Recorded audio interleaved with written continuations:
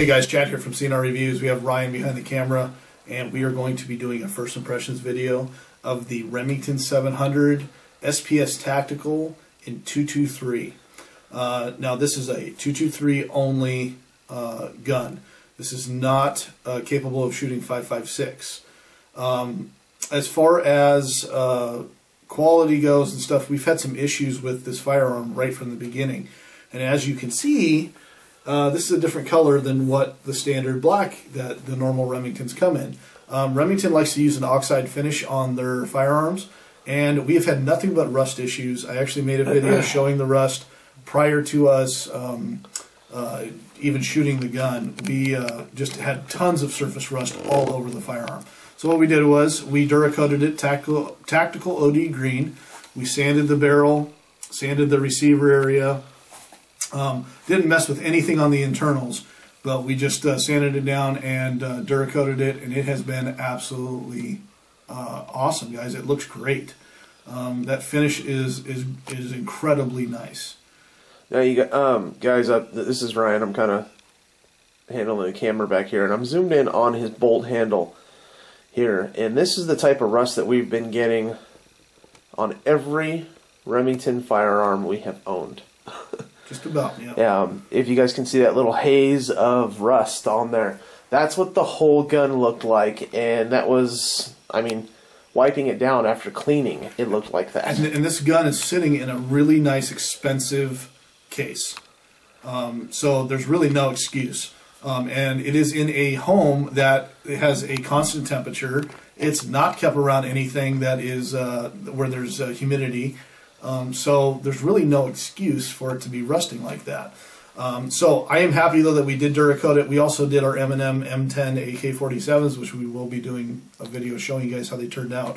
But I'm very impressed with how this turned out. You want to make sure that after you duracoat, if you do decide to, that you do not shoot the weapon within the first 24 hours. Let it go ahead and cure.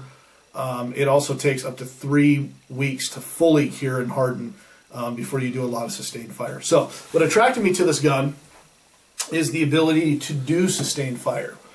This has a bull barrel on it, and that makes it really nice, guys. I can pump multiple rounds downrange without having to fight, and that's going to make it really nice when you compare it to a hunting rifle like an American. Like the Ruger American.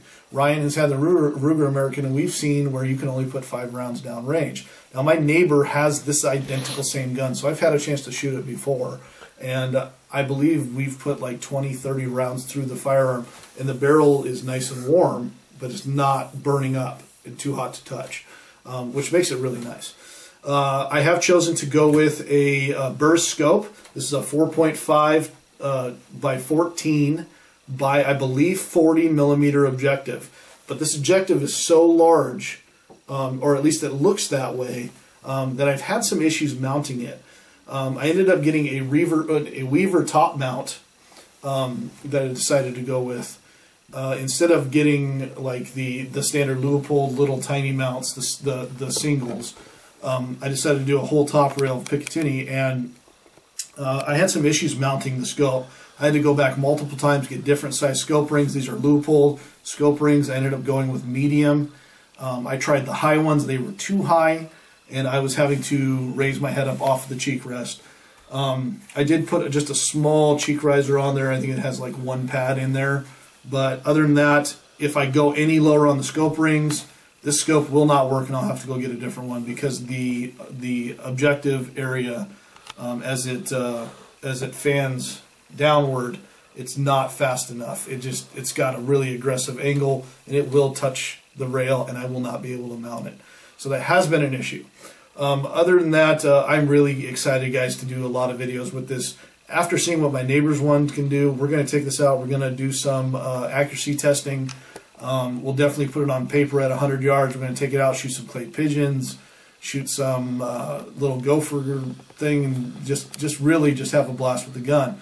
What's nice about this firearm, and the reason why I chose 223, is that the recoil is very low. There's no recoil at all, really. And I have a lot of 223. I shoot it in my AR.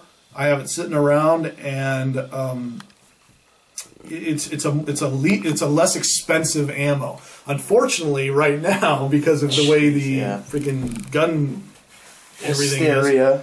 is, we've seen boxes of 223 go all the way up to $25 a box for the American Eagle 223 stuff for the AR, the cheap 55 grain crap. So luckily, me and Ryan have a little bit left, and this gun really makes you slow down, really makes you take your time, and I actually like shooting it. It has the ability to have a 5-round mag plus 1 in the chamber. So for a total of 6. So you can actually load down 6 and close the bolt. It does have a safety here. As you guys can see, it's right there. It has a Hogue stock. This is a aftermarket. This is an aftermarket bipod, of course. It does not come with it. And Remington really doesn't give you anything else with the gun, just the gun. You have to buy the top rail, the top mount separately. You have to buy everything separately. So just be aware of that. It does have sling swivels if you do want to add a sling to it. Let's talk about price, guys. I was at Cabela's. They were having a some club member bullcrap, and I happened to be walking around in their used gun section, and they had brand new ones on clearance for $500.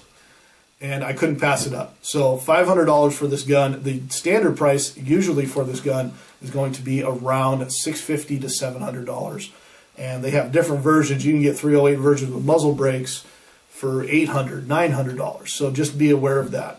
If you can get a chance to find it on clearance, it's a screaming deal. And that was at Cabela's in Lacey, Washington that I found this at. So look forward, guys, to more videos. Like I said, we're going to be putting this on, we're going to do some long distance shooting, put it on paper for you. We're going to definitely try to compare it to other bolt guns. Unfortunately, we don't have access to any other tactical bolt guns besides larger caliber versions. And so we're not going to be able to really compare it to other 223s. But we'll give you a good idea on how well the gun does. So look forward to more videos. Thanks a lot for watching. This is Chad from CandRreviews. Check out our channel. We have almost 500 videos of all kinds of different stuff related to firearms and accessories. We really appreciate you watching. Have a good day.